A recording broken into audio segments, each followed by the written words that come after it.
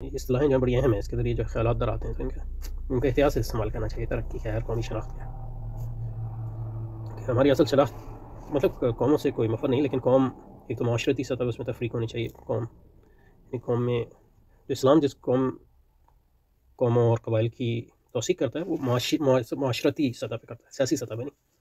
یہ سیاسی طور پہ جو قومیت ہے یہ استعمار کی ایجاد ہے. اس کا مقصد یہ ہے کہ اسلام جو ہے اس کے مقاصد جو ہیں قائم نہ ہو. تو اس لیے جو انقلابی تحریک ہے اس میں قوم پرستی جو آ جاتی ہے وہ اس کو جو ہے مطلب یہ بڑا مضر. تو مطلب حضرت امام سندھی کے یہاں قوم پرستانہ خیالات ہیں تو اس کی یعنی تنقید اور یعنی کریٹیک کی ضرورت ہے، اسیسمنٹ کی ضرورت ہے.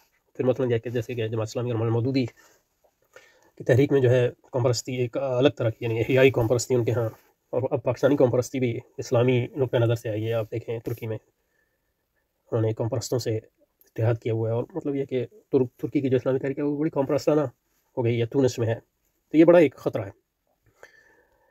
تو اس سلسلے میں جو مولانا سندھی کا کام ہے اس کی اسسمنٹ کی ضرورت ہے. اور مولانا مودودی نے اس کی جو تنقید لکھی تھی سیاسی کشمکش حصصوں میں وہ بہت ہے، تو اس کو بھی انشاءاللہ اس کے ساتھ کسی وقت کریں گے انشاءاللہ.